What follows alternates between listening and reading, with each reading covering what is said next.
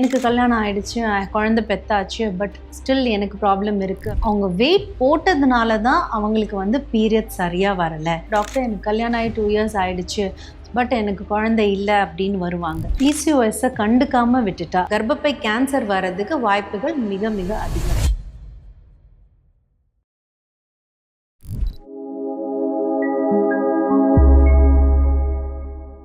வணக்கம். இன்னைக்கு நாம பார்க்க போற டாபிக் பாலிசிஸ்டிக் ஒவேரியன் சிண்ட்ரோம், அதாவது பிசிஓஎஸ்னு காமனாக சொல்கிற டாபிக்.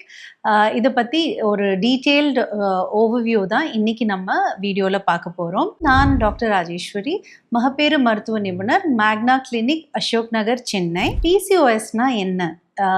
என்கிட்ட வர பேஷண்ட்ஸ் வரப்பே கேட்டுருவாங்க, டாக்டர் எனக்கு பிசிஓஎஸ் இருக்குது அப்படின்னு.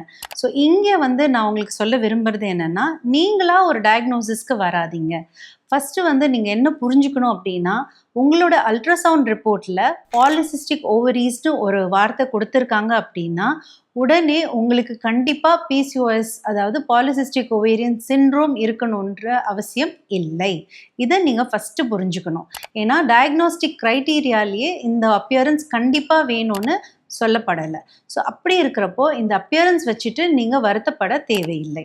அப்போது நீங்கள் கேட்கலாம், டாக்டர் அப்போ நான் எப்போ வருத்தப்படணும், இல்லை எப்போ இதை பற்றி நான் கவலைப்படணும் அப்படின்னா, உங்களுக்கு வந்து நான் சொல்ல போகிற சிம்டம்ஸில் ஏதாவது ஒன்றோ இல்லை ஒன்றுக்கு மேற்பட்ட சிம்டம்ஸ் இருந்தால் அப்போது நீங்கள் வந்து உங்களுடைய மருத்துவரை கண்டிப்பாக அணுக வேண்டும். ஸோ இது வந்து ஒரு 3 விதமான வயதினரை பற்றி நான் சொல்ல போகிறேன். ஃபஸ்ட்டு வந்து ஒரு இளவயது பெண், school going children, school going or college going, அந்த ஏஜ் க்ரைட்டீரியாவில் இருக்கிறவங்கள இவங்களில் நம்ம காமனாக பார்க்குற சிம்டம்ஸ் என்ன அப்படின்னு பார்த்தீங்கன்னா, irregular menstruation or abnormal menstrual flow. So irregular menstrual சைக்கிள்னால் எவ்வளோ இர்ரெகுலர் பற்றி நான் வரி பண்ணணும் டாக்டர்? உங்களுடைய பீரியட்ஸ் வந்து மோர் தென் 35 டேஸ் சைக்கிள் இருக்குது அப்படின்னா, அப்போ நீங்கள் வந்து கண்டிப்பாக உங்கள் மருத்துவரை அணுக வேண்டும். அப்படி உங்களுக்கு நேச்சுரலாக ஒரு 35 to 40 டேஸ்க்குள்ளே நேச்சுரலாக வந்துடுது அப்படின்னா, நீங்கள் இதை பற்றி கவலைப்பட தேவை இல்லை. இல்லைன்னா உங்களுக்கு வந்து அதிகப்படியான உடல் பருமன், அதாவது வெயிட் கெயின் அந்த குழந்தைங்களுக்கு இருந்தால் அவங்களுடைய மருத்துவரை அணுக வேண்டும். இதுதான் காமன் சிம்டம்ஸ் இந்த மாதிரி இருக்கிறவங்கள. அடுத்த காமன் சிம்டம் என்ன டாக்டர் அப்படின்னா, அவங்களுக்கு வந்து முகத்தில் பரு இல்லைன்னா ஆக்னின்னு சொல்லுவோம். உடனே ஆக்னின்னு உடனே ஒரே ஒரு பரு வச்சுட்டு அதனால நான் வரி பண்ணுமா? அப்படி கிடையாது. உங்களோட ஃபேஸை வந்து பாதிக்கிற அளவுக்கு ஆக்னி இருக்குது, எதுக்குமே கண்ட்ரோல் வரலை, ஹோம் ரெமெடிஸில் கண்ட்ரோல் வரலைன்னா டெஃபினட்டாக அவங்க வந்து அவங்களுடைய மருத்துவரை கண்டிப்பாக அணுக வேண்டும். அடுத்து வேற என்ன சிம்டம் இருக்குது டாக்டர் அப்படின்னா, அதிகப்படியான unwanted facial hair or unwanted hair growth in other areas. Almost எல்லா யங் கேர்ள்ஸ்லையும் பார்க்குறது வந்து இப்போ காமனாக பார்க்குறது hair fall or increased hair loss.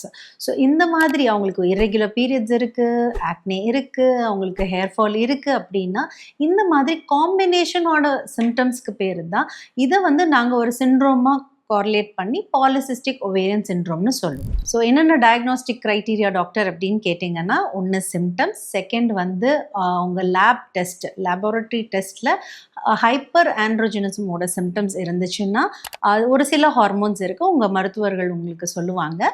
இதெல்லாம் காம்பினேஷனில் ஒரு அட்லீஸ்ட் 2 of the 3ன்னு சொல்லுவோம். ரெண்டுத்தில் ஏதாவது ஒரு 3 இதில் ஏதாவது 2 பாசிட்டிவாக இருந்தால் அப்போ தான் அதை வந்து பாலிசிஸ்டிக் ஒவேரியன் சிண்ட்ரோம்னு சொல்லுவோம். ஸோ நீங்கள் வந்து ஏதாவது ஒரு சிம்டம் இருக்குது, அப்போ நான் என்ன பண்ணணும் டாக்டர்? போய் உங்கள் மருத்துவரை அணுகுங்க. சரியான மருத்துவ ஆலோசனைப்படி நீங்கள் நடந்துக்கிட்டாலே இதை சுலபமாக குணப்படுத்தலாம். அடுத்து வந்து மேரிட் விமென். இப்போது இவங்களுக்கு வந்து பாலிசிஸ்டிக் ஒவேரியன் சிண்ட்ரோம் இருந்தால் எங்கே இஷ்யூஸ் வரும் டாக்டர் அப்படின்னு பார்த்தீங்கன்னா, அவங்களுக்கு வந்து சப்போஸ் அவங்க கல்யாணம் ஆகிட்டு அடுத்து நம்ம சொசைட்டியில் பார்த்தீங்கன்னா நெக்ஸ்ட்டு வந்து அவங்க குழந்தை பற்றி தான் யோசிப்பாங்க. கணவன் மனைவி கல்யாணம் ஆகி ஒரு வருடம் ஒன்றாக இருந்தும் அவங்களால கன்சீவ் ஆக முடியலை அப்படின்னா தான் அவங்க வந்து மருத்துவரை அணுக வேண்டும் அப்படிங்கிறது நான் சொல்லலை, உலக சுகாதார மையம் WHO கைட்லைன்ஸு இது தாங்க. சரிங்களா? இங்கே நிறைய பேர் பண்ணுறது வந்து ஹஸ்பண்ட் ஒரு ஊரில் இருப்பாங்க, ஒய்ஃப் ஒரு ஊரில் இருப்பாங்க, அவங்க மீட் பண்ணுறதே ரொம்ப ரேராக இருக்கும். பட் அவங்களுக்கு கல்யாணம் ஆகி 2 இயர்ஸ் ஆகிருக்கும். ஸோ அதனால் டாக்டர் எனக்கு கல்யாணம் ஆகி 2 இயர்ஸ் ஆகிடுச்சு, பட் எனக்கு குழந்தை இல்லை அப்படின்னு வருவாங்க. ஸோ இங்கே இது ரெலவென்ஸ் வராது. ஏன்னா அவங்க 2 பேரும் ஒன்றா ஒரே இடத்துல இருந்து அவங்க ட்ரை பண்ணி ஒரு 1 இயர் ட்ரை பண்ணியும் அவங்களுக்கு குழந்தை தரிக்க முடியலன்னா அப்போது டெஃபினட்டாக அவங்க வந்து அவங்க மருத்துவரை அணுக வேண்டும். ஸோ எல்லாரும் கேட்குறது, எனக்கு பிசிஓஎஸ் இருக்குது, நான் என்னால் குழந்தை பெற முடியுமா, நான் நல்லபடியாக குழந்தை பெற்றுக்க முடியுமா டாக்டர் அப்படின்னா, கண்டிப்பாக நீங்கள் குழந்தை பெற்றுக்க முடியும். ஆனால் மருத்துவ ஆலோசனைப்படி நீங்கள் உங்களுடைய வாழ்க்கை முறை, அதாவது லைஃப் ஸ்டைல் மாடிஃபிகேஷன் சொல்லுவோம். ஸோ அந்த வாழ்க்கை முறை மாற்றங்களை கொண்டு வந்தீங்கன்னா அண்ட் எங்களுடைய ட்ரீட்மெண்ட்டும் சேர்ந்து உங்களுக்கு வந்து ஒரு அழகான குழந்தை உங்கள் கையில் இருக்கிற மாதிரி பண்ண முடியும். எனக்கு கல்யாணம் ஆயிடுச்சு, குழந்தை பெத்தாச்சு, பட் ஸ்டில் எனக்கு ப்ராப்ளம் இருக்குது அப்படின்னா அந்த 35 இயர்ஸ் ப்ளஸ் 40 இயர்ஸ் அவங்களுக்கு என்ன ப்ராப்ளம் வரலாம் டாக்டர் அப்படின்னா, அவங்களுக்கு வந்து உடல் பருமனில் இஷ்யூஸ் வரலாம், ஹார்மோனல் இம்பேலன்ஸ் வரலாம். இந்த ஹார்மோனல் இம்பேலன்ஸ்னால irregular periods, weight gain, acne, இந்த ப்ராப்ளம்ஸ் எல்லாமே வரலாம், ஹேர் ஃபால் எல்லாமே. ஸோ எல்லாரும் நினைக்கிறது, எனக்கு பீரியட் சரியாக வரல அதனால தான் நான் வெயிட் போடுறேன் அப்படின்னு நினைக்கிறாங்க. இது ஒரு தவறான ஒரு கருத்து. It is a மித்துங்க. உல்டா, அதாவது அவங்க வெயிட் போட்டதுனால தான் அவங்களுக்கு வந்து பீரியட் சரியாக வரலை. ஸோ இந்த இதை அவங்களுக்கு உணர்த்தினாலே, அவங்க அதை புரிஞ்சிக்கிட்டாலே, அதுக்கு உண்டான எஃபர்ட்ஸ், அதாவது முயற்சி எடுத்தால் அவங்களால இதை கண்டிப்பாக சரி செய்ய முடியும். பிசிஓஎஸை கண்டுக்காமல் விட்டுட்டா, அதாவது நான் இதுக்கு ட்ரீட்மெண்ட்டே எடுக்கலைன்னா எனக்கு என்ன ஆகும் டாக்டர், இதனால எனக்கு என்ன பாதிப்பு வரும் அப்படின்னு நீங்கள் நினச்சிங்க அப்படிங்கிற சந்தேகம் உங்களுக்கு இருக்குன்னா, ஒரு common symptom of polycystic ovarian syndrome வந்து இர்ரெகுலர் பீரியட்ஸ். ஸோ நிறைய பேர் இப்போ என்கிட்டயே வரவங்க கூட இருக்காங்க. என்ன நினைப்பாங்க, ஒரு 4 மாதம் 5 மாதம் பீரியட்ஸ் வரல, ஐயா ஜாலி, எனக்கு பீரியட்ஸே வரல, ஸோ நான் ஹாப்பியாக இருக்கிறேன் அப்படின்னு நினைக்கிறாங்க. அது ரொம்ப ரொம்ப தவறான ஒரு நினைப்பு. ஏன் அப்படின்னா, ஒரு வருடத்தில் குறைந்தபட்சம் ஒரு 3 அல்லது 4 தடவையாவது ஒரு பெண்ணுக்கு கண்டிப்பாக மாதவிடாய் வந்தே ஆக வேண்டும்.